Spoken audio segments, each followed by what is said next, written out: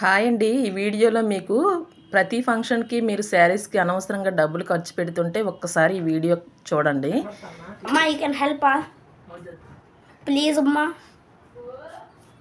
నేను ఇక్కడ శారీస్ సర్దుతుంటే మా అబ్బాయి ఏమొచ్చి పక్క నుంచి హెల్ప్ చేస్తాడంట. శారీస్‌కి వాడేం హెల్ప్ చేస్తాడో నాకు అర్థం కాలేదు. అందుకే ఆ వాయిస్ బాగుంది కదా అని ఉంచాను. ఈ మధ్య కాలంలో ప్రతి ఫంక్షన్‌కి ఫంక్షన్ వాళ్ళకన్నా ఫంక్షన్ చెప్పే వాళ్ళకే ఎక్కువ ఖర్చు అవుతున్నాయి. మనం వెళ్ళే వాళ్ళకే ఎక్కువ ఖర్చు అవుతుంది. ముఖ్యంగా ఈ శారీస్ విషయానికొస్తే మన దగ్గర ఉన్న శారీస్ అస్సలు పట్టించుకోము. అవి పాత శారీస్ కదా అనేసి మనం అస్సలు తీయము. ప్రతి ఫంక్షన్‌కి కొత్త కొత్త శారీస్ కొనాలి, వాటికి వర్కులు వేయించుకోవాలి, స్టిచ్ చేసుకోవాలి, ఎంత ఖర్చు అవుతుంది. కానీ మన దగ్గర ఉన్న శారీస్‌ని ఒకసారి రీయూజ్ చేసుకుంటే చాలా మంచిది కదా అని చెప్పి నేను ఇక్కడ ఫంక్షన్ ఉంది నాకు, ఫ్యామిలీ ఫంక్షన్ అనమాట. నేను ఇదివరకు ఏం చేసేదాన్నంటే ఫంక్షన్ ముందు వరకు కూడా అసలు శారీస్ ఏం కట్టుకోవాలి ఏంటి అని ప్లానింగ్ ఉండేది కాదు. దానివల్ల ఏంటంటే నా దగ్గర ఏం శారీస్ లేవు ఫంక్షన్కి వేసుకోవడానికి అన్న ఫిక్స్ అయిపోయేదాన్ని. కానీ మన దగ్గర మనకు తెలియకుండానే చాలా శారీస్ ఉంటాయి. వాటికి బ్లౌజెస్ షార్ట్ అయిపోవడము, లేకపోతే టైట్ అయిపోవడము. చీరలు అయితే బాగానే ఉంటాయి. మన పెళ్లి దగ్గర నుంచి తీసుకున్న శారీస్ అన్నీ బాగానే ఉంటాయి. కానీ అవి బ్లౌజెస్ సరిగ్గా లేకపోవడం వలనో ఏంటో కానీ మనం వాటిని పెద్దగా పట్టించుకోము.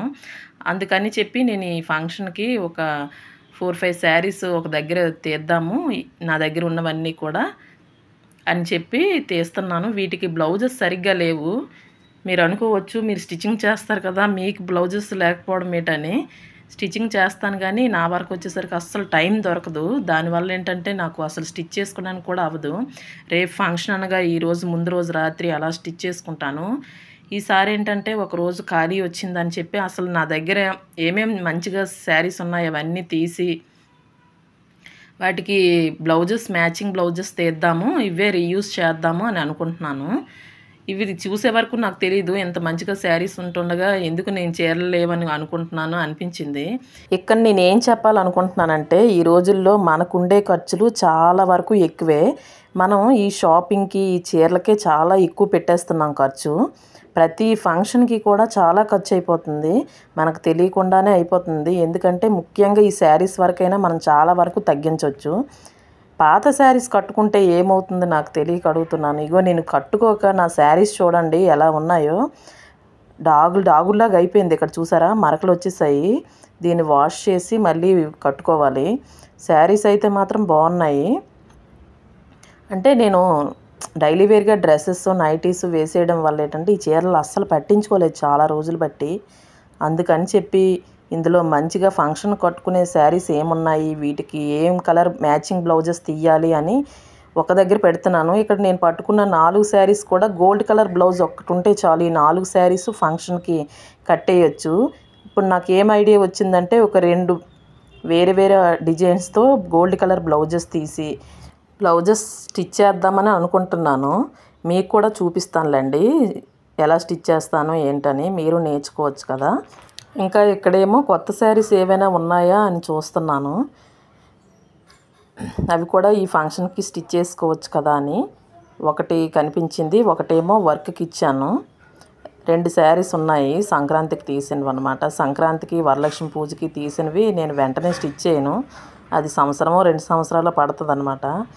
అవి ఇప్పుడు స్టిచ్ చేయాలి. ఏదైనా మోడల్ పెట్టుకుని ఒకటి స్టిచ్ చేద్దాము. ఒకటి థ్రెడ్ వర్క్ ఇచ్చాను. ఆ వర్క్ వచ్చాక మీకు చూపిస్తాను. మనం ఆడవాళ్ళందరము ఆలోచించేది ఏంటంటే ఒక ఫంక్షన్కి వేసుకున్నది వేరొక ఫంక్షన్కి వేసుకుంటే బాగోదు, వీళ్ళ దగ్గర శారీస్ లేమేమో తీసుకోరేమో పిసినారులేమో అని అనుకుంటారని ప్రతి ఫంక్షన్కి కొత్త చీరలు కొనేద్దామని ఆలోచిస్తాము.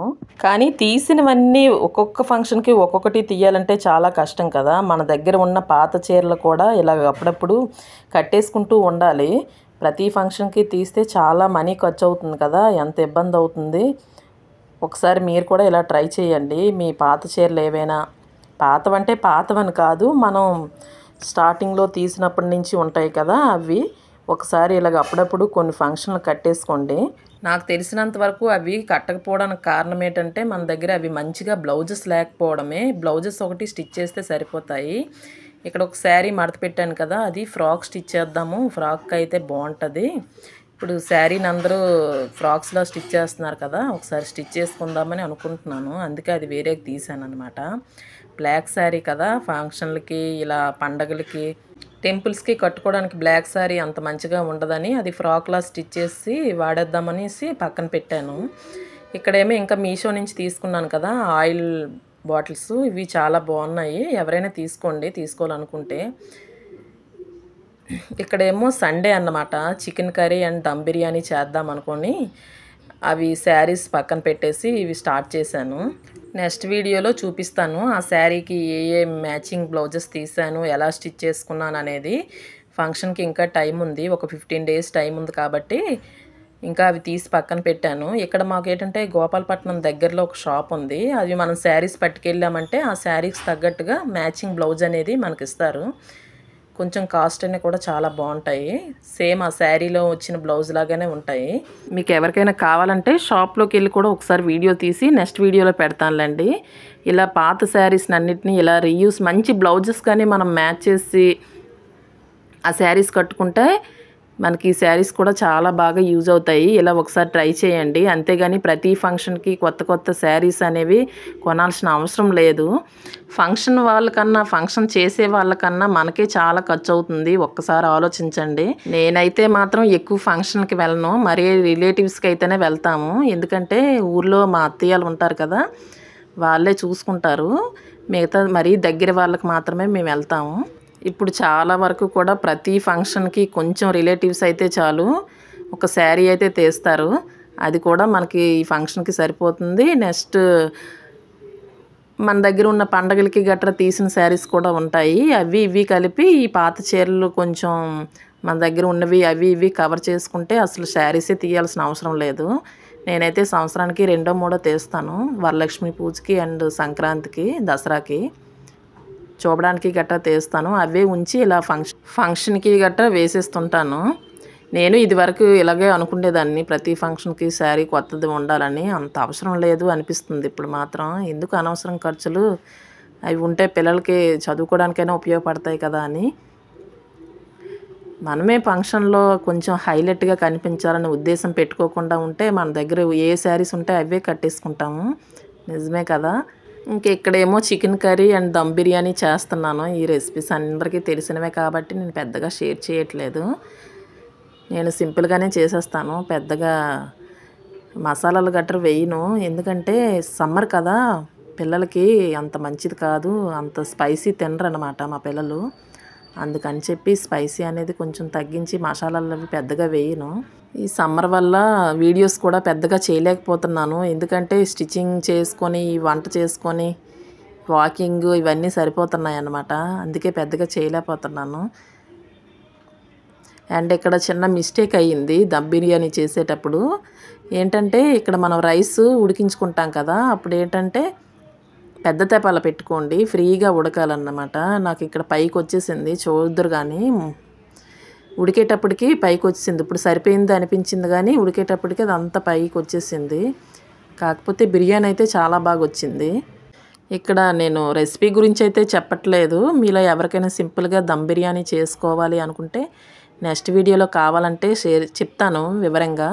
సండే వస్తే అస్సలు ఆడవాళ్ళకి అస్సలు ఖాళీ ఉండదు కదా, దీన్ని ఎంతమంది ఒప్పుకుంటారు. అస్సలు సండే కదా, పోనీ ఈ రోజైనా ప్రశాంతంగా పని తొందరగా తేల్చుకొని ఏ స్టిచ్చింగ్ చేయకుండా రెస్ట్ తీసుకుందామంటే ఈ రోజు మాత్రం అసలు ఈ వంటతోనే సరిపోతుంది. అస్సలు కిచెన్లో ఉండలేకపోతున్నాం. అయినా మరి తప్పదు, పిల్లలు ఉన్నారు, మా అక్క పిల్లలు, నా పిల్లలు, 4 ఉన్నారన్నమాట.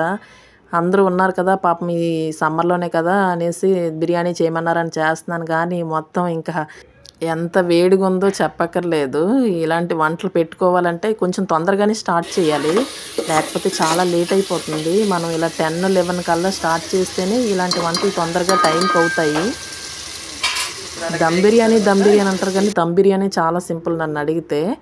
ఆ ప్రాసెస్ అనేది చిన్నది తెలుసుకుంటే చాలు.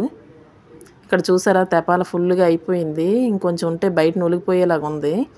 ఈ వీడియో మీకు ఎలా అనిపించింది అనేది నాకు కామెంట్లో చెప్పండి. శారీస్ గురించి నేను తీసుకున్న నిర్ణయం గురించి కూడా చెప్పండి. మీకు ఎలా అనిపించింది, మీరు కూడా ఇలానే చేస్తారా, పాత చీరలన్నీ ఇలా రీయూజ్ చేసి ఫంక్షన్లు గట్రా కడతారా, లేకపోతే అవి వదిలేసి ప్రతి ఫంక్షన్కి కొత్త కొత్త శారీస్ తీస్తారా ఏంటో నాకు కామెంట్ చేయండి. నా ఐడియా మీకు ఎలా అనిపించిందో కూడా నాకు కామెంట్ సెక్షన్లో చెప్పి వీడియో నచ్చితే మాత్రం లైక్ చేసి సబ్స్క్రైబ్ చేసుకోండి. Okay bye.